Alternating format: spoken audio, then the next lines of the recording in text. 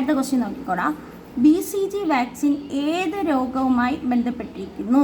BCG vaccine ക്ഷയവുമായിട്ട് ബന്ധപ്പെട്ടിരിക്കുന്നു. Option C ആണ് answer. 10 C ആണ്.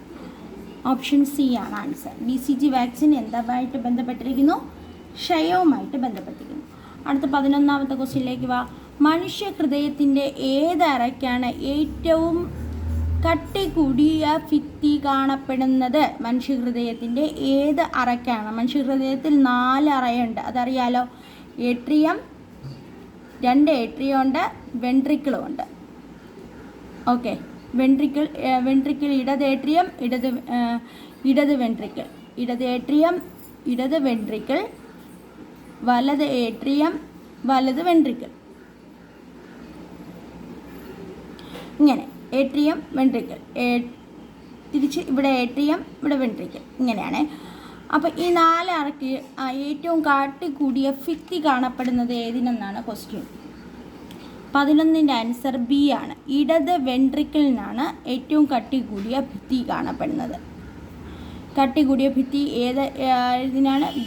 ഇടത് വെൻട്രിക്കിൾ. ഏതിനാണ്? ഇടത് വെൻട്രിക്കിൾ. അടുത്ത ക്വസ്റ്റ്യൻ. കേന്ദ്ര നെല്ല് ഗവേഷണ കേന്ദ്രം സ്ഥിതി ചെയ്യുന്നത് എവിടെ? കേന്ദ്ര നെല്ല് ഗവേഷണ കേന്ദ്രം സ്ഥിതി ചെയ്യുന്നത് എവിടെ? 12ാമത്തെ ക്വസ്റ്റ്യൻ്റെ ആൻസർ കട്ടക്കാണ്. കട്ടക്ക്. കേന്ദ്ര നെല്ല് ഗവേഷണ കേന്ദ്രം സ്ഥിതി ചെയ്യുന്നത് എവിടെ? കട്ടക്ക്. അടുത്ത ക്വസ്റ്റ്യൻ. പുനരുജ്ജീവന ശക്തിയുള്ള മനുഷ്യ ശരീരത്തിലെ അവയവം ഏത്? പുനരുജ്ജീവന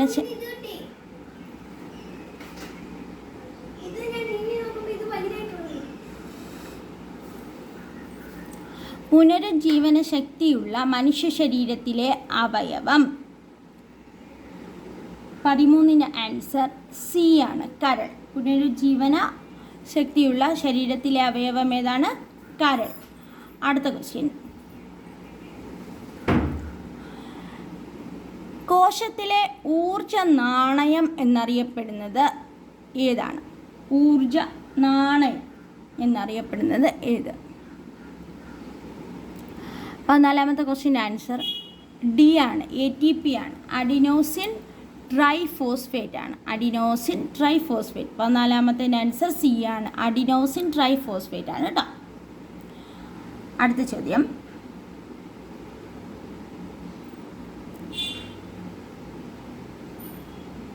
പതിനഞ്ചാമത്തെ ക്വസ്റ്റ്യൻ. താഴെ പറയുന്നവയിൽ സസ്യ ഹോർമോൺ ഏതാണ്? ഹോർമോണിന് ഉദാഹരണം ഏതാണ്?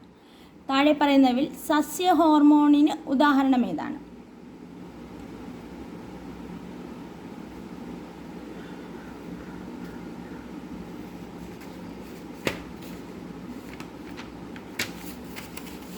താഴെ പറയുന്നവയിൽ സസ്യ ഹോർമോണിന് ഉദാഹരണം. 15ാമത്തെ ക്വസ്റ്റ്യനാണ് cytokinin. Cytokinin. Option A cytokinin ആണ് answer. Cytokinin. Option A. 15 option A cytokinin ആണ് ആൻസർ ആയിട്ട് വരുന്നത്. ഇതിൻ്റെ PDF ഞാൻ ടെലഗ്രാം ഗ്രൂപ്പിൽ അപ്ലോഡ് ചെയ്തിട്ടുണ്ട്. ടെലഗ്രാം ചാനലിൻ്റെ പേര് കേരള PSC.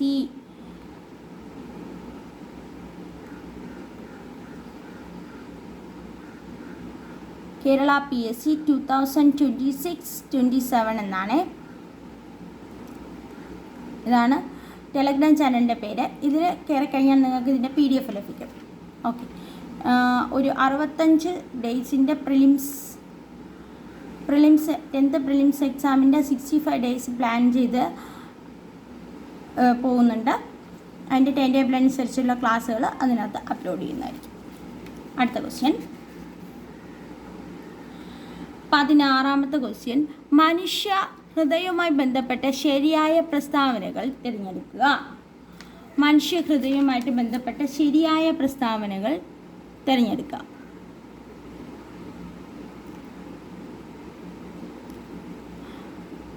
മനുഷ്യഹൃദയം 4 അറകളാൽ നിർമ്മിതമാണ്. ശരിയാണ്. ശരീരത്തിൻ്റെ വിവിധ ഭാഗങ്ങളിലേക്ക് രക്തം പമ്പ് ചെയ്യുന്നതാണ് ഹൃദയത്തിൻ്റെ പ്രധാന ധർമ്മം. ശരിയാണ്. ഹൃദയപേശികൾ സ്വയം സങ്കോചിക്കാനും വികസിക്കാനുമുള്ള കഴിവുണ്ട്. ഹൃദയവാൽവുകൾ രക്തം ഒരു ദിശയിലേക്ക് മാത്രം പ്രവഹിക്കാൻ സഹായിക്കുന്നു. 16ാമത്തെ ക്വസ്റ്റ്യൻ ആൻസർ ഡി ആണ്. എല്ലാം ശരി എന്നുള്ളതാണ്. എല്ലാം ശരി. മനുഷ്യഹൃദയം 4 അറകളാൽ നിർമ്മിതമാണ്. ശരിയാണ്. ശരീരത്തിൻ്റെ വിവിധ ഭാഗങ്ങളിലേക്ക് രക്തം പമ്പ് ചെയ്യുന്നതാണ് ഹൃദയത്തിൻ്റെ പ്രധാന ധർമ്മം. ശരിയാണ്. ഹൃദയപേശികൾക്ക് സ്വയം സങ്കോചിക്കാനും വികസിക്കുവാനുമുള്ള കഴിവുണ്ട്. ശരിയാണ്. അടുത്തത്, ഹൃദയവാൾവുകൾക്ക് രക്തം ഒരു ദിശയിലേക്ക് മാത്രം പ്രവഹിക്കാൻ സഹായിക്കുന്നു. ഓപ്ഷൻ ഡി എല്ലാം ശരി. അടുത്ത 17ാമത്തെ ക്വസ്റ്റ്യനിലേക്ക് വാ. താഴെ പറയുന്നവയിൽ ന്യൂറോണുകൾക്കിടയിൽ വിവരങ്ങൾ കൈമാറാൻ സഹായിക്കുന്ന രാസവസ്തുവേതാണ്? വിവരങ്ങൾ കൈമാറാൻ സഹായിക്കുന്ന രാസവസ്തുവാണ് ന്യൂറോ ട്രാൻസ്മിറ്റുകൾ.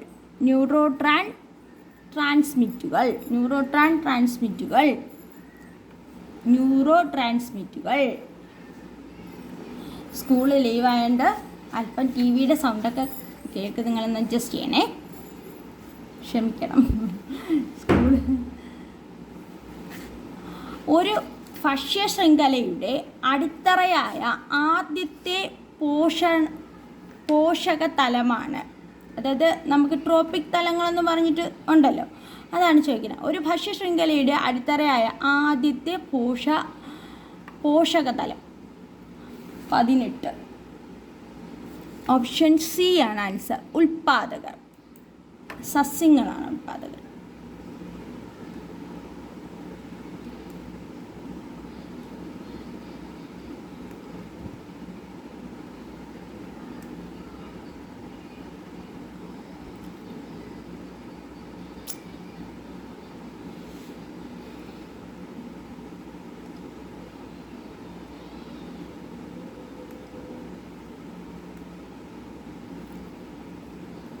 ഉൽപാദകരാണ് ആൻസർ. ഇതാണ് ഉൽപാദകരാണ് ആൻസർ. അടുത്ത ക്വസ്റ്റ്യൻ, 19ാമത്തെ ക്വസ്റ്റ്യൻ. DNA-യുടെ പൂർണ്ണരൂപം താഴെ പറയുന്നവയിൽ ഏതാണ്?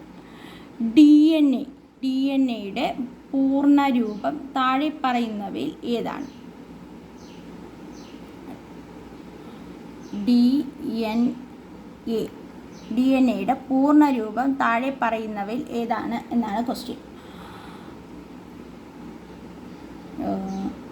Option A is the answer. Deoxyribonucleic acid. Deoxyribonucleic ആസിഡാണ്. ഡിയോക്സിറൈബോന്യൂക്ലിക് ആസിഡാണ് DNA-യുടെ ഫുൾ ഫോം. ഇതാ കാണിച്ചിട്ടുള്ളതാണ് DNA-യുടെ ചിത്രം. ഡിയോക്സിറൈബോന്യൂക്ലിക് ആസിഡാണ് ഇതിൻ്റെ ഫുൾ ഫോം. അടുത്ത 20ാമത്തെ ക്വസ്റ്റ്യൻ. രക്തത്തിലെ ചുമന്ന രക്താണുക്കളുമായി ബന്ധപ്പെട്ട പ്രസ്താവനകളിൽ നിന്ന് ശരിയായവ തിരഞ്ഞെടുക്കുക. ചുമന്ന രക്താണുക്കൾ, അതിൻ്റെ ശരിയായ പ്രസ്താവനകൾ തിരഞ്ഞെടുക്കുക.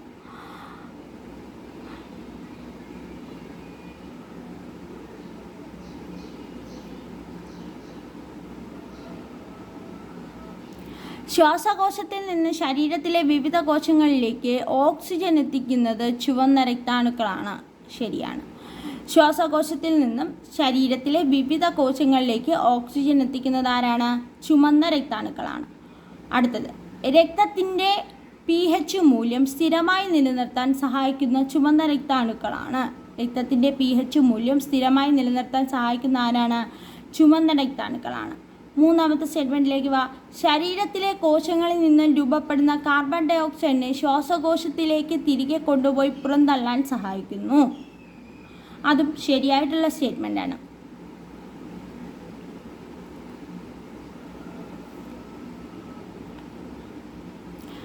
ചുവന്ന രക്താണുക്കൾക്ക് സ്വന്തമായുള്ള ന്യൂക്ലിയസ് കോശവിഭജനം നടത്താൻ സഹായിക്കുന്ന തെറ്റായിട്ടുള്ള സ്റ്റേറ്റ്മെൻറ്റാണ്. ഈ 3 സ്റ്റേറ്റ്മെൻറ്റാണ് ശരിയായിട്ടുള്ളവ. അപ്പോൾ നമുക്കൊന്നുകൂടെ നോക്കാം. ശ്വാസകോശത്തിൽ നിന്നും ശരീരത്തിൻ്റെ വിവിധ ഭാഗങ്ങളിലേക്ക് ഓക്സിജൻ എത്തിക്കുന്നത് ആരാണ്? ചുവന്ന രക്താണുക്കളാണ്. രക്തത്തിൻ്റെ pH മൂല്യം സ്ഥിരമായി നിലനിർത്താൻ സഹായിക്കുന്ന ചുവന്ന രക്താണുക്കളാണ്. ശരീരത്തിലെ കോശങ്ങളിൽ നിന്ന് രൂപപ്പെടുന്ന കാർബൺ ഡയോക്സൈഡിനെ ശ്വാസകോശത്തിലേക്ക് തിരികെ കൊണ്ടുപോയി പുറന്തള്ളാൻ സഹായിക്കുന്നു. അടുത്ത ചോദ്യം 21ാമത്തെ ചോദ്യം. പ്രകാശത്തെ സ്വീകരിക്കുന്ന കണ്ണിലെ കോശങ്ങൾ താഴെ പറയുന്നവയിൽ ഏതാണ്? പ്രകാശത്തെ സ്വീകരിക്കുന്ന കണ്ണിലെ കോശങ്ങൾ. 21ൻ്റെ ആൻസർ സി ആണ്, കോർണിയ. സി ആണ്. റോഡ് കോശങ്ങളും കോൺ കോശങ്ങളും. പ്രകാശത്തെ സ്വീകരിക്കാൻ കണ്ണിലെ കോശങ്ങൾ ഏതാണ്? റോഡ് കോശങ്ങളും കോൺ കോശങ്ങളുമാണ്. അടുത്ത ക്വസ്റ്റ്യൻ. ഗർഭസ്ഥ ശിശുവിൻ്റെ വളർച്ചയ്ക്കാവശ്യമായ പോഷകങ്ങളും ഓക്സിജനും ലഭിക്കുന്നത് ഏത് അവയവത്തിലൂടെയാണെന്നാണ് ക്വസ്റ്റ്യൻ. ഗർഭസ്ഥ ശിശുവിൻ്റെ വളർച്ചയ്ക്ക് ആവശ്യമായ പോഷകങ്ങളൊക്കെ ലഭിക്കുന്നത് എവിടെ നിന്ന്? പ്ലാസൻ്റ വഴി, പൊക്കിൾക്കൊടി. പ്ലാസൻ്റയുടെ മലയാളം പൊക്കിൾക്കൊടിയാണേ. പ്ലാസൻ്റ വഴിയാണ് ലഭിക്കുന്നത്. അടുത്ത ക്വസ്റ്റ്യൻ 23ാമത്തെ ക്വസ്റ്റ്യൻ. വ്യത്യസ്ത ഘടനയുള്ളതും എന്നാൽ സമാന ധർമ്മമുള്ളതുമായ അവയവങ്ങൾ ഏത് പേരിലാണ് അറിയപ്പെടുന്നത്? വ്യത്യസ്ത ഘടനയുള്ളതും എന്നാൽ സമാന ധർമ്മങ്ങളുള്ള അവയവങ്ങൾ ഏത് പേരിലാണ് അറിയപ്പെടുന്നത്? ക്വസ്റ്റ്യൻ ആൻസർ 23 ആൻസർ ബി ആണ്. അനലോഗ്സ് അവയവങ്ങൾ എന്നാണ് ഇതിൻ്റെ ആൻസർ. 23 ആൻസർ ബി ആണ്. അനലോഗ്സ് അവയവങ്ങൾ എന്നാണ് അത് അറിയപ്പെടുന്നത്. അനലോഗ്സ് അവയവങ്ങൾ. അടുത്ത 24ാമത്തെ ക്വസ്റ്റ്യൻ. താഴെ പറയുന്നവയിൽ ഏത് ന്യൂറോണാണ് സംവേദനാത്മക വിവരങ്ങൾ കേന്ദ്ര നാഡീവ്യവസ്ഥയിലേക്ക് എത്തിക്കുന്നത്? താഴെ പറയുന്നവയിൽ ഏത് ന്യൂറോണാണ് സംവേദനാത്മക വിവരങ്ങൾ കേന്ദ്ര നാഡീവ്യവസ്ഥയിലേക്ക് എത്തിക്കുന്നത് എന്നുള്ളതാണ് ക്വസ്റ്റ്യൻ്റെ ആൻസർ എ ആണ്. Sensory neuron. താഴെ പറയുന്നവയിൽ ഏത് ന്യൂറോണാണ് സംവേദനാത്മക വിവരങ്ങൾ കേന്ദ്ര നാഡീ വ്യവസ്ഥയിലേക്ക് എത്തിക്കുന്നത്? സെൻസറി ന്യൂറോണാണ് സംവേദനാത്മക വിവരങ്ങൾ കേന്ദ്ര നാഡീ വ്യവസ്ഥയിലേക്ക് എത്തിക്കുന്നത്. അടുത്ത ചോദ്യം. താഴെ പറയുന്നവയിൽ ഫോസിൽ പഠനത്തിന് ഉപയോഗിക്കുന്ന രീതികൾ ഏതെല്ലാമാണ്? താഴെ പറയുന്നവയിൽ ഫോസിൽ പഠനത്തിന് ഉപയോഗിക്കുന്ന രീതികൾ ഏതെല്ലാമാണ്? 25ൻ്റെ ആൻസർ ഡി ആണ്. 25ൻ്റെ ആൻസർ ഡി ആണ്. മേൽപ്പറഞ്ഞവയല്ല. ഫോസിൽ പഠനത്തിന് ഉപയോഗിക്കുന്ന രീതികൾ ഏതെല്ലാം? മേൽപ്പറഞ്ഞവയല്ല. Radioactive dating, radiocarbon dating, geological time scale. ഏതൊക്കെയാണ്? Radioactive rating, radiocarbon dating, geological time scale. അടുത്ത ക്വസ്റ്റ്യൻ 26ാമത്തെ ക്വസ്റ്റ്യൻ. അമിനിയോട്ടിക് ദ്രവത്തിൻ്റെ പ്രധാന ധർമ്മം എന്താണ്? ഇതിൻ്റെ പ്രധാന ധർമ്മം എന്താണ്? 26ാമത്തെ ആൻസർ ഓപ്ഷൻ ബി ആണ്. ഗർഭസ്ഥ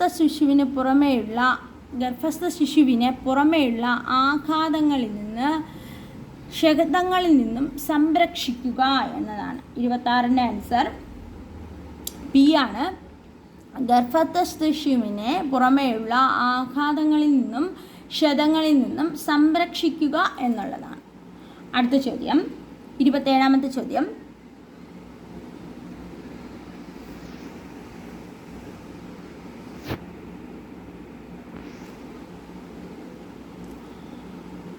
ഭക്ഷണത്തിലെ പോഷകാംശങ്ങളെ ആഗിരണം ചെയ്തെടുക്കുന്ന ചെറുകുടലിലെ ഭാഗം താഴെ പറയുന്നവയിൽ ഏതാണ്? ഭക്ഷണത്തിലെ പോഷകാംശങ്ങളെ ആഗിരണം ചെയ്തെടുക്കുന്ന ചെറുകുടലിലെ ഭാഗം താഴെ പറയുന്നവയിൽ ഏത്? 27ാമത്തെ ക്വസ്റ്റ്യൻ്റെ ആൻസർ സി ആണ്. വില്ലസുകൾ. ഭക്ഷണത്തിലെ പോഷകാംശങ്ങളെ ആഗിരണം ചെയ്തെടുക്കുന്ന ചെറുകുടലിലെ ഭാഗം ഏതാണ്? വില്ലസുകൾ. അടുത്തത് 28ാമത്തെ ചോദ്യം. താഴെ പറയുന്നവയിൽ ഏതൊക്കെയാണ് ജൈവ വൈവിധ്യ ഹോട്ട്സ്പോട്ടുകൾ താഴെ പറയുന്നവയിൽ ഏതൊക്കെയാണ് ജൈവ വൈവിധ്യ ഹോട്ട്സ്പോട്ടുകൾ എന്ന് പറയണം. ഇതിൻ്റെ ആൻസർ 2ഉം 4ഉമാണ്. 2 പശ്ചിമഘട്ടം, ഹിമാലയം. ഏതൊക്കെയാണ്? പശ്ചിമഘട്ടവും ഹിമാലയവും. താഴെ പറയുന്ന ഏതൊക്കെയാണ് ജൈവ വൈവിധ്യ ഹോട്ട്സ്പോട്ടുകൾ എന്ന് ചോദിച്ചാൽ നമ്മുടെ പശ്ചിമഘട്ടവും പിന്നെ വരുന്നത് ഹിമാലയവുമാണ്. അടുത്ത ക്വസ്റ്റ്യൻ, പ്രകാശഗ്രാഹികൾ കാണപ്പെടുന്ന കണ്ണിൻ്റെ ആന്തരപാളി അറിയപ്പെടുന്നത്. പ്രകാശഗ്രാഹികൾ കാണപ്പെടുന്ന കണ്ണിൻ്റെ ആന്തരപാളികൾ കാണപ്പെടുന്നത് ദൃഷ്ടിപടലം. കണ്ണ് ഇമ്പോർട്ടൻ്റ് ആണ്. കണ്ണെന്ന് പറയുന്ന പോർഷൻ ഒരിടത്താണ് ചോദിച്ചിട്ടുണ്ട്. കണ്ണ്, പല്ല്, ഹാർട്ട് ഇതൊക്കെ ചോദിച്ചിട്ടുണ്ട്. അപ്പോൾ പ്രകാശഗ്രാഹികൾ കാണപ്പെടുന്ന കണ്ണിൻ്റെ ആന്തരപാളി അറിയപ്പെടുന്നത് ദൃഷ്ടിപടലം. അടുത്ത ചോദ്യം, താഴെ പറയുന്നവയിൽ പീനിയൽ ഗ്രന്ഥിയുമായി ബന്ധപ്പെട്ട ശരിയായ പ്രസ്താവനകൾ തിരഞ്ഞെടുക്കുക. പീനിയൽ ഗ്രന്ഥികളെന്ന് പറയുന്ന ഒരു പാഠം നമുക്ക് പഠിക്കാനുണ്ട്, നമുക്ക് പഠിക്കാവേ. പീനിയൽ ഗ്രന്ഥിയുമായി ബന്ധപ്പെട്ട താഴെ പറയുന്ന പ്രസ്താവന ശരിയായവ കണ്ടെത്തുക. 30ൻ്റെ ആൻസർ സി ആണ്. 1, 2, 3 നോക്കാം നമുക്ക് എന്തൊക്കെയാണ്. പീനിയൽ ഗ്രന്ഥി തലച്ചോറിൻ്റെ മധ്യഭാഗത്താണ് സ്ഥിതി ചെയ്യുന്നത്. പീനിയൽ ഗ്രന്ഥി നമ്മുടെ ജൈവ ഘടികാരം എന്നൊക്കെ അറിയപ്പെടുന്ന ഗ്രന്ഥിയില്ലേ, അതാണ്. പീനിയൽ ഗ്രന്ഥി തലച്ചോറിൻ്റെ മധ്യഭാഗത്തായാണ് സ്ഥിതി ചെയ്യുന്നത്. തലച്ചോറുമായിട്ട് ബന്ധപ്പെട്ടുള്ള ക്വസ്റ്റ്യൻസ് ചോദിച്ചു കണ്ടിട്ടുണ്ട്. ഈ ഭാഗം ശ്രദ്ധിച്ച് പഠിക്കുക. ഹോട്ട് ടോപ്പിക്കാണ് കേട്ടോ.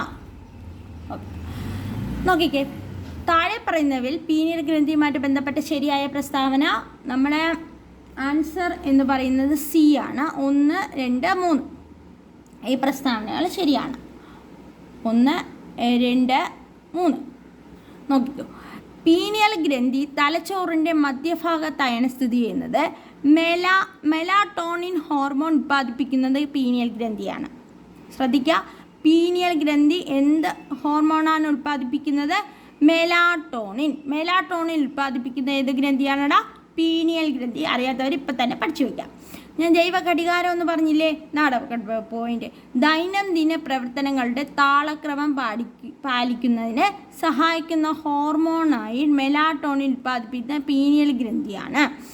ദൈനംദിന പ്രവർത്തനങ്ങളുടെ താളക്രമം പാലിക്കുന്നതിന് സഹായിക്കുന്ന ഹോർമോണായ മെലാട്ടോണിൻ ഉൽപ്പാദിപ്പിക്കുന്നത് ആരാണ്? പീനിയൽ ഗ്രന്ഥിയാണ്.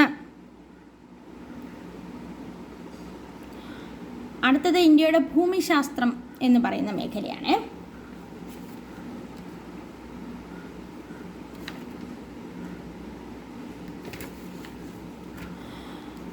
ഭൂപ്രകൃതി സവിശേഷതകളുടെ അടിസ്ഥാനത്തിൽ ഇന്ത്യയെ 5 പ്രധാന മേഖലയായി തിരിക്കുന്നു.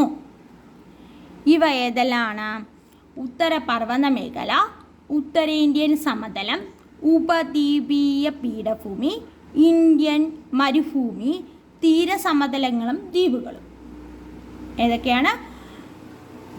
പ്രകൃതി സവിശേഷതകളുടെ അടിസ്ഥാനത്തിൽ ഇന്ത്യയെ 5 പ്രധാന മേഖലയായിട്ട് തിരിക്കാം. ഉത്തര പർവ്വത മേഖല, ഉത്തരേന്ത്യൻ സമതലം, ഉപദ്വീപീയ പീഠഭൂമി, ഇന്ത്യൻ മരുഭൂമി, തീരസമതലവും ദ്വീപുകളും. അടുത്തത്, ലോകത്തിൻ്റെ മേൽക്കൂര എന്ന് വിളിക്കപ്പെടുന്ന പർവ്വതക്കെട്ട് ഏതാണ്? പാമീർ പർവ്വതക്കെട്ടാണ്. ലോകത്തിൻ്റെ മേൽക്കൂര എന്ന് വിളിക്കുന്ന പർവ്വതക്കെട്ട് ഏതാണ്? പാമീർ പർവ്വതക്കെട്ട്. ഇത് ഇപ്പോൾ ഇങ്ങനെ പറഞ്ഞു പോകുന്നുള്ളൂ. നമുക്ക് SCERTയിൽ ഇത് ഓരോ ചാപ്റ്ററായിട്ട് പഠിക്കാനുണ്ട്. അപ്പോൾ ഡീറ്റെയിൽ ആയിട്ട് പഠിക്കാം. ഇപ്പോൾ ഇത് ജസ്റ്റ് കേട്ടിരുന്ന ഇതിൻ്റെ പേരുകൾ അറിയാവുന്നവരൊന്ന് റിവൈസ് ചെയ്തെടുക്കാൻ ശ്രമിക്കുക. പുതിയതായിട്ട് കേൾക്കുന്നവരെ എന്താണ് ജസ്റ്റ് കേട്ടിരിക്കുക. നമുക്ക് SCERTയിൽ നിന്ന് തന്നെ പഠിക്കാം കേട്ടോ. അപ്പോൾ നോക്കിക്കുക, ഭൂപ്രകൃതി സവിശേഷതകളുടെ അടിസ്ഥാനത്തിൽ ഇന്ത്യയെ 5 പ്രധാന മേഖലകളായി തിരിക്കുന്നു. അവയാണ് ഉത്തരപർവ്വത മേഖല, ഉത്തരേന്ത്യൻ സമതലം, ഉപദ്വീപീയ പീഠഭൂമി, ഇന്ത്യൻ മരുഭൂമി, തീരസമതലങ്ങളും ദ്വീപുകളും. ലോകത്തിൻ്റെ മേൽക്കൂര എന്നറിയപ്പെടുന്നത് പാമീർ പർവ്വതക്കെട്ടാണ്. പാമീർ പർവ്വതക്കെട്ട്. അടുത്ത ചോദ്യം, ലോകത്തിൻ്റെ ഇന്ത്യൻ ഉപഭൂഖണ്ഡത്തിൻ്റെ വടക്കു കിഴക്കൻ അതിര് എന്ന് പറയുന്നത് ഏതാണ്? ഉത്തര പർവ്വത മേഖലയാണ്. ഇന്ത്യൻ ഉപഭൂഖണ്ഡത്തിൻ്റെ വടക്ക് കിഴക്ക് എന്ന് പറയുന്നത് ഉത്തര പർവ്വത മേഖല. ഇതാണ് ഉത്തര പർവ്വത മേഖല. അടുത്ത ചോദ്യം, പാമീർ പർവ്വതക്കെട്ടിൽ നിന്നും ഉദ്ഭവിച്ച് കിഴക്ക് പൂർവാചൽ വരെ വ്യാപിക്കുന്ന നിരവധി പർവ്വതനിരകൾ ചേരുന്നത് എന്ത്? പാമീർ പർവ്വതക്കെട്ടിൽ നിന്നും ഉദ്ഭവിച്ച് കിഴക്ക് പൂർവാചൽ വരെ വ്യാപിക്കുന്ന നിരവധി പർവ്വതനിരകൾ ചേരുന്നതാണ് ഉത്തരപർവ്വത മേഖല. അപ്പോൾ ഉത്തരപർവ്വത മേഖല എന്താണ്? പാമീർ പർവ്വതക്കെട്ടിൽ നിന്ന് ഉത്ഭവിച്ച് കിഴക്ക് പൂർവാചൽ വരെ വ്യാപിക്കുന്ന നിരവധി പർവ്വതനിരകൾ ചേരുന്നതാണ് പാമീർ പർവ്വത നിരകൾ. ഇനി ഭൂവൽക്കത്തെ ശിലാപാളികൾ നിർബാധ ബലത്താൽ ഭൂവൽക്കത്തിലെ ശിലാപാളികൾ സമ്മർദ്ദബലത്താൽ മടങ്ങി രൂപപ്പെടുന്ന പർവ്വതങ്ങളേവ? ഭൂവൽക്കത്തിലെ ശിലാപാളികൾ സമ്മർദ്ദബലത്താൽ മടങ്ങി രൂപപ്പെടുന്ന പർവ്വതങ്ങളാണ് മടക്കുപർവ്വതങ്ങൾ. വലനം എന്ന പ്രക്രിയയിലൂടെ രൂപമെടുക്കുന്ന പർവ്വതങ്ങളാണ് മടക്കുപർവ്വതങ്ങൾ. അപ്പോൾ ഭൂവൽക്കത്തിലെ ശിലാപാളികൾ സമ്മർദ്ദത്താൽ മടങ്ങി രൂപപ്പെടുന്ന പർവ്വതങ്ങളാണ് ഇത് മടക്കുപർവ്വതങ്ങൾ. വലനം എന്ന പ്രക്രിയയിലൂടെ രൂപപ്പെടുന്ന പർവ്വതങ്ങൾ ഏതാണ്? അത് മടക്കുപർവ്വതങ്ങളാണ്. മടക്കുപർവ്വതങ്ങൾക്ക് ഉദാഹരണം ഏതാ? നമ്മുടെ ഹിമാലയം. ഇത് എപ്പോഴും ചോദിച്ചു കാണുന്നതാണ്. മടക്കുപർവ്വതത്തിന് ഉദാഹരണം ഏത്? ഹിമാലയം. ആൽപ്സും ഹിമാലയവുമാണ് മടക്കുപർവ്വതത്തിന് ഉദാഹരണമായിട്ട് പറയാവുന്നത്. പടിഞ്ഞാറ് സിന്ധു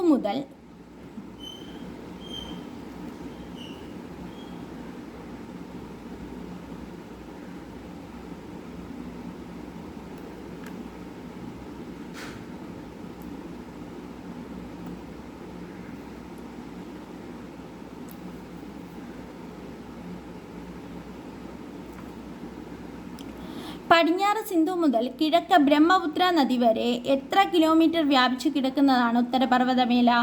2400 കിലോമീറ്റർ. 2400 കിലോമീറ്റർ വരെ വ്യാപിച്ചു കിടക്കുന്നതാണ് എന്തോന്ന്? ഉത്തരപർവ്വത മേഖല. അപ്പോൾ പടിഞ്ഞാറ് സിന്ധു നദി മുതൽ കിഴക്ക് ബ്രഹ്മപുത്ര നദി വരെ ഏതാണ്ട് എത്ര കിലോമീറ്റർ വരെ വ്യാപിച്ചു കിടക്കുന്നു? 2400 കിലോമീറ്റർ വരെ വ്യാപിച്ചു കിടക്കുന്നു. ഉത്തരപർവ്വത മേഖലയുടെ ശരാശരി വീതി എത്ര? 150 മുതൽ 400 കിലോമീറ്റർ വരെ. 150 മുതൽ 400 കിലോമീറ്റർ വരെ. ഉത്തരപർവ്വത മേഖലയുടെ പ്രധാന സവിശേഷതകൾ എന്തൊക്കെയാണ്? താരതമ്യേന പ്രായം കുറഞ്ഞതും ഉയരമേറിയതുമാണ്. ഉത്തരപർവ്വത മേഖലയുടെ പ്രധാന സവിശേഷത താരതമ്യേന പ്രായം കുറഞ്ഞതും ഉയരമേറിയതുമാണ്.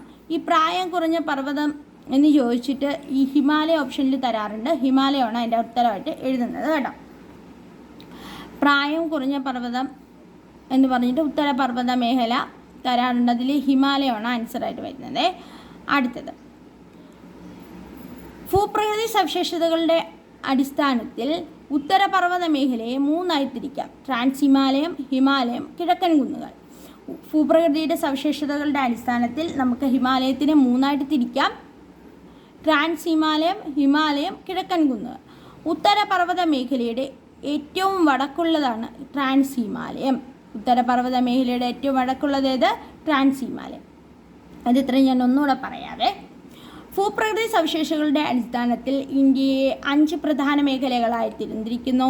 ഉത്തരപർവ്വത മേഖല, ഉത്തരേന്ത്യൻ മഹാസമതലം, ഉപദ്വീപീയ പീഠഭൂമി, ഇന്ത്യൻ മരുഭൂമി, തീരസമതലങ്ങളും ദ്വീപുകളും. ലോകത്തിൻ്റെ മേൽക്കൂര എന്ന് വിളിക്കപ്പെടുന്ന പർവ്വതക്കെട്ടാണ് പാമീർ. ഇന്ത്യൻ ഉപഭൂഖണ്ഡത്തിൻ്റെ വടക്ക് കിഴക്ക് അതിര് എന്നറിയപ്പെടുന്ന ഉത്തരപർവ്വത മേഖലയാണ്.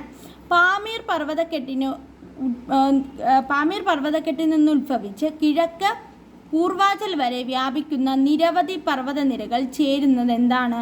ഉത്തരപർവ്വത മേഖലയാണ്. ഉത്തരപർവ്വത മേഖല. അടുത്തത്, ഭൂവൽക്കത്തിൽ ശിലാപാളികൾ സമ്മർദ്ദ ബലത്താൽ മടങ്ങി രൂപപ്പെടുന്ന പർവ്വതങ്ങളാണ് മടക്കുപർവ്വതങ്ങൾ. വലനം എന്ന പ്രക്രിയയിലൂടെ രൂപമെടുക്കുന്ന പർവ്വതങ്ങളാണ് മടക്കുപർവ്വതങ്ങൾ. മടക്കുപർവ്വതങ്ങൾക്ക് ഉദാഹരണങ്ങളേവ? ഹിമാലയം, ആൽപ്സ്.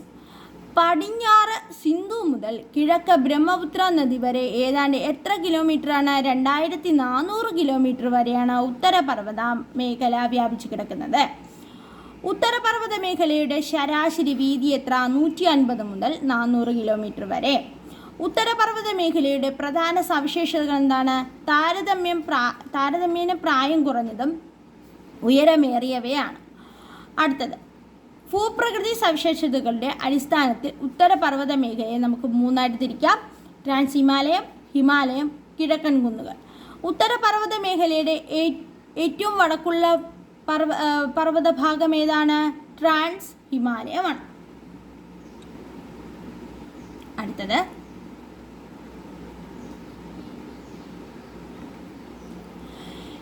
ടിബറ്റൻ ഹിമാലയം എന്നും അറിയപ്പെടുന്നത് എന്താണ്? ട്രാൻസ് ഹിമാലയത്തിനാണ്. അപ്പോൾ ട്രാൻസ് ഹിമാലയം എന്നും ഹിമാലയം എന്നും കിഴക്കൻ കുന്നുകളെന്നും നമ്മൾ പറഞ്ഞല്ലോ. മൂന്നായിട്ട് നമ്മുടെ ഉത്തരപർവ്വത മേഖലയെ തിരിക്കാമെന്ന് നമ്മൾ പറഞ്ഞു. സവിശേഷതകളുടെ അടിസ്ഥാനത്തിൽ ഉത്തരപർവ്വത മേഖലയെ നമുക്ക് മൂന്നായിട്ട് തിരിക്കാം: ട്രാൻസ് ഹിമാലയം, ഹിമാലയം, കിഴക്കൻ കുന്നുകൾ. ഇതിൽ ടിബറ്റൻ ഹിമാലയം എന്ന് അറിയപ്പെടുന്നത് എന്താണ്? ട്രാൻസ് ഹിമാലയത്തെയാണ് ടിബറ്റൻ ഹിമാലയം എന്നറിയപ്പെടുന്നത്. ഇനി ഹിമാലയ പർവ്വതത്തെ പാമീർ പർവ്വതക്കെട്ടുമായി ബന്ധിപ്പിക്കുന്ന ട്രാൻസ് ഹിമാലയം ഏത്? ഹിമാലയ പർവ്വതത്തെ പാമീർ പർവ്വതക്കെട്ടുമായി ബന്ധിപ്പിക്കുന്ന ട്രാൻസ് ഹിമാലയൻ നിര ഏതാണ്? കാരക്കോറാണ്. കാരക്കോറം. ഹിമാലയ പർവ്വതത്തെ പാമീർ പർവ്വതക്കെട്ട്, ഇത് ചോദിച്ചു കണ്ടിട്ടുള്ള ക്വസ്റ്റ്യനാണ്. ഹിമാലയ പർവ്വതത്തെ പാമീർ പർവ്വതക്കെട്ടുമായി ബന്ധപ്പെട്ടിരിക്കുന്ന ട്രാൻസ് ഹിമാലയം ഏതാണ്? കാരക്കോറം. ശരാശരി 300 മീറ്റർ ഉയരമുള്ള ട്രാൻസ് ഹിമാലയത്തിലെ നീളം എത്ര? 965 കിലോമീറ്റർ, 965 കിലോമീറ്റർ. ശരാശരി 3000 മീറ്റർ ഉയരമുള്ള ട്രാൻസ് ഹിമാലയത്തിൻ്റെ നീളം 965 ആണ്. ട്രാൻസ് ഹിമാലയത്തിലെ പ്രധാന പർവ്വത നിരകൾ ഏതെല്ലാം? കാരക്കോറം, ലഡാക്ക്, സസ്കർ. ഓക്കെ, ട്രാൻസ് ഹിമാലയത്തിലെ പ്രധാന പർവ്വത നിരകൾ ഏതൊക്കെ? കാരക്കോറം, ലഡാക്ക്, സസ്കർ. ഹിമാലയ പർവ്വതത്തെ പാമീർ പർവ്വതക്കെട്ടുമായി ബന്ധിപ്പിക്കുന്ന ട്രാൻസ് ഹിമാലയം ഏതാണ്? കാരക്കോറം. ഇനി ട്രാൻസ് ഹിമാലയത്തിലെ പ്രധാന പർവ്വതക്കെട്ടുകൾ ഏതൊക്കെയാണ്? പ്രധാനപ്പെട്ട പർവ്വത നിരകൾ ഏതൊക്കെയാണ്? കാരക്കോറം, ലഡാക്ക്, സസ്കർ. ഹിന്ദുക്കുഷ്, സുലൈമാൻ, ടിയാൻഷാൻ, കുൻലുൻ, കാരക്കോറം എന്നീ പർവ്വതങ്ങൾ എവിടെ നിന്നാണ് വിഭിന്ന ദിശയിലേക്ക് തിരിയുന്നത്? ഹിന്ദുക്കുഷ്, സുലൈമാൻ, ടിയാൻഷാൻ, കുൻലുൻ, കാരക്കോറം എന്നീ പർവ്വത നിരകൾ എവിടെ നിന്നാണ് വിഭിന്ന ദിശകളിലേക്കാണ് പോകുന്നത്? പാമീർ പർവ്വതക്കെട്ട്. എവിടെ നിന്നാണ് പോകുന്നത്? പാമീർ പർവ്വതക്കെട്ടിൽ നിന്ന് വിവിധ ദിശയിലേക്ക് പോകും. ആരൊക്കെയാണ്? ഹിന്ദുക്കുഷ്, സുലൈമാൻ, ടിയാൻഷാൻ, കുൻലുൻ, കാരക്കോറം എന്നീ പർവ്വത നിരകൾ ചേരുന്നതാണ് പാമീർ പർവ്വതക്കെട്ടെന്ന് പറയുന്നത്. ഇത് ഇത്രയും ചേരുന്നതാണ് പാമീർ പർവ്വതക്കെട്ട്. മനസ്സിലായോ? അടുത്തത്, ടിബറ്റിലെ കൈലാസ പർവ്വത നിരകൾ ഏത് പർവ്വത നിരയുടെ തുടർച്ചയാണ്? കാരക്കോറം നിരയുടെ തുടർച്ചയാണ്. ടിബറ്റിലെ കൈലാസ പർവ്വത നിരകൾ ഏത് പർവ്വത നിരയുടെ തുടർച്ചയാണടാ? കാരക്കോറം നിരയുടെ. ട്രാൻസ് ഹിമാലയത്തിന് തെക്കു ഭാഗത്തായി സ്ഥിതി ചെയ്യുന്ന 3 സമാന്തര പർവ്വത നിരകൾ ചേരുന്നതാണ് ഹിമാലയം. ട്രാൻസ് ഹിമാലയത്തിന് തെക്കു ഭാഗത്തായി സ്ഥിതി ചെയ്യുന്ന 3 സമാന്തര പർവ്വത നിരകൾ ചേരുന്നതാണ് ഹിമാലയം. ഹിമാലയത്തിലെ 3 സമാന്തര പർവ്വത നിരകൾ ഏതല്ല? ഹിമാദ്രി, ഹിമാചൽ, സിവാലിക്. ഹിമാദ്രി, ഹിമാചൽ, സിവാലിക്. ഇത്രയും പറഞ്ഞുകൊണ്ട് എൻ്റെ വീഡിയോ ഇവിടെ നിർത്തുകയാണ് ഞാൻ. ബാക്കി നമുക്ക് അടുത്ത ക്ലാസ്സിൽ നോക്കാം. Thank you for watching. നിങ്ങൾക്കിത് ഉപകാരപ്പെട്ടു എന്ന് തോന്നിയാൽ നിങ്ങളുടെ ഫ്രണ്ട്സിനും റിലേറ്റീവ്സിനോ PSC പഠിക്കുന്ന അല്ലെങ്കിൽ ഉണ്ടെങ്കിൽ ഷെയർ ചെയ്ത് കൊടുക്കുക. ചാനൽ ഒന്ന് സബ്സ്ക്രൈബ് ചെയ്യുക, ഷെയർ ചെയ്യുക, ലൈക്ക് ചെയ്യുക, കമൻറ്റ് ചെയ്യുക. Thank you.